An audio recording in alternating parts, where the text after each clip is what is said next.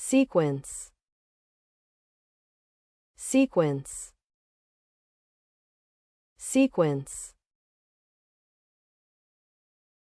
Hello. So, you'd like to know more about the word sequence.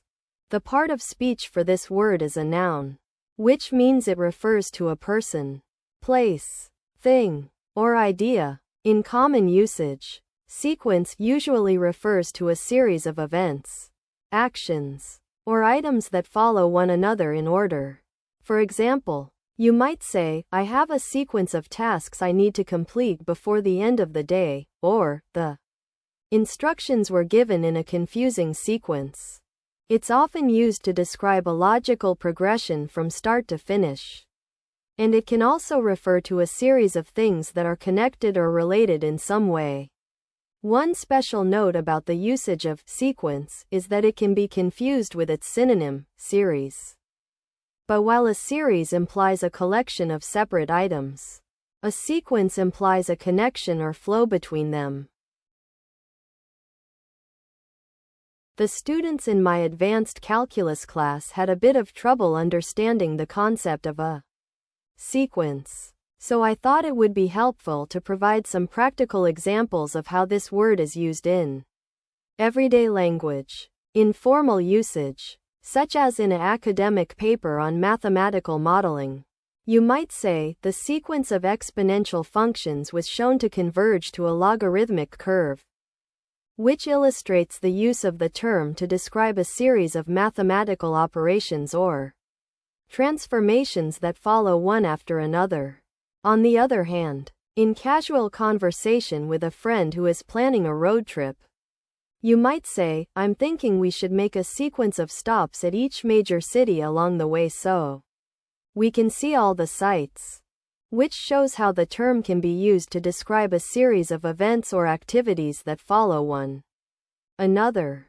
Finally, in business usage, such as in a meeting with investors about marketing strategy, you might say, we need to create a sequence of ads and social media posts to build awareness of our new product before it's released, which highlights the use of the term to describe a series of actions or events that are intended to achieve a specific goal. So you want to know about this concept that helps us follow a series of events or steps in order. Okay, imagine you're making your favorite recipe and it says to first preheat the oven, then mix the batter, and finally bake the cake. In each step, you do something specific and then move on to the next one, always building on what came before. This is kind of like a list or a plan that shows us how things go in a particular order, so we can follow along easily. It's similar to an itinerary for travel, where you have a schedule of when to do each activity, and it helps guide your actions from start to finish. In many cases, it's used in instructions, like a recipe or a tutorial, to show us how something works by breaking it down into manageable parts. Sex, sex, sex. The word sex can be a bit tricky to understand, but I'd be happy to break it down for you. As a part of speech, sex is primarily used as a noun, referring to biological sex or the difference between male and female. In common usage, you'll often hear people discussing their own sex or the sex of others in informal conversations, especially when talking about relationships or reproductive health.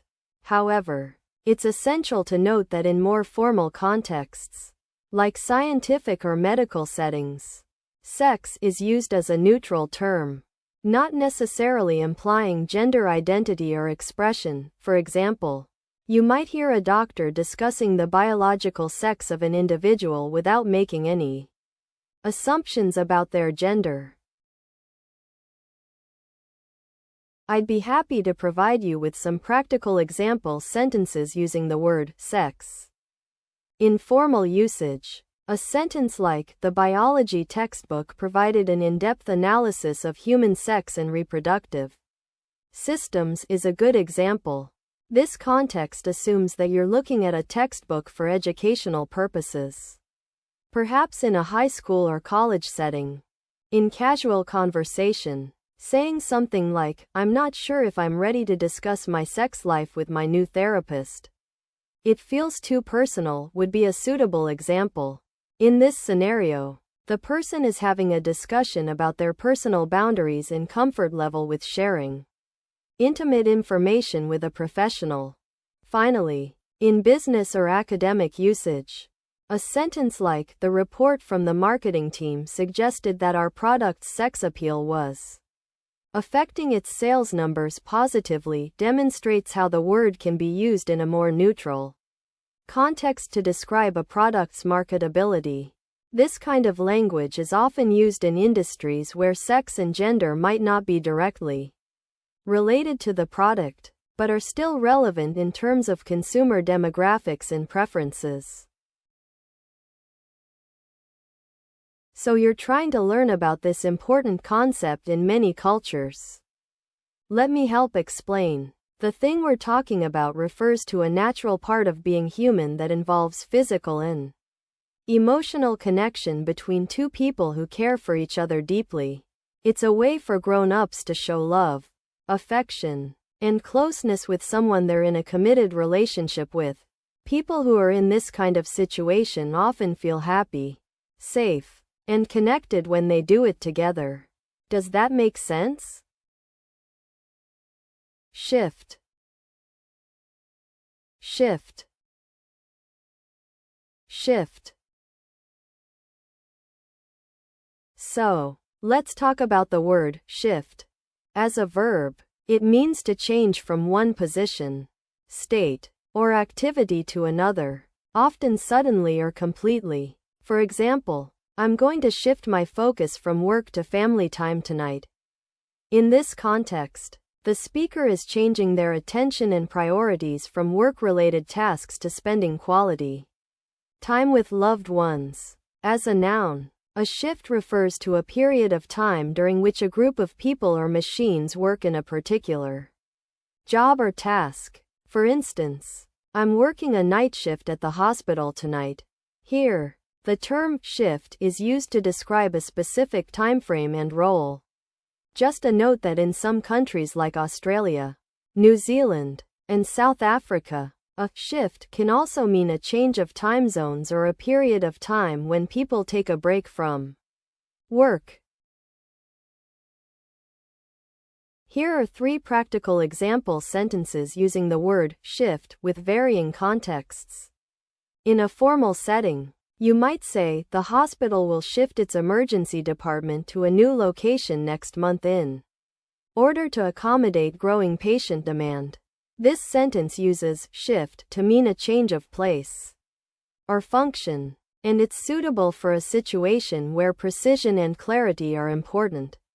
In a casual conversation, you might say, "I had to shift my plans at the last minute because it started raining heavily." Here, shift means to change or alter something, often in response to unexpected circumstances. In a business or academic setting, you might say, "The company is planning to shift its marketing strategy from online only to include print and television ads as well, in order to reach a wider audience." This sentence uses shift to mean a significant change in approach or focus, and it's suitable for situations where detailed analysis or technical discussion are required. When you're talking about changes in time or schedule, there's this common concept where people often move from one period of their day or life to another.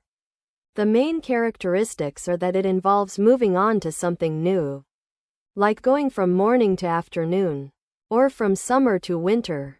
It's kind of like a turning point where things start to change. Some similar concepts to think about are transition and changeover, which both refer to the process of switching from one state or phase to another. As for how it's used, you might hear someone say that their plans changed because of this new development, or that they're preparing for what comes next. It's like moving on to a new chapter in life.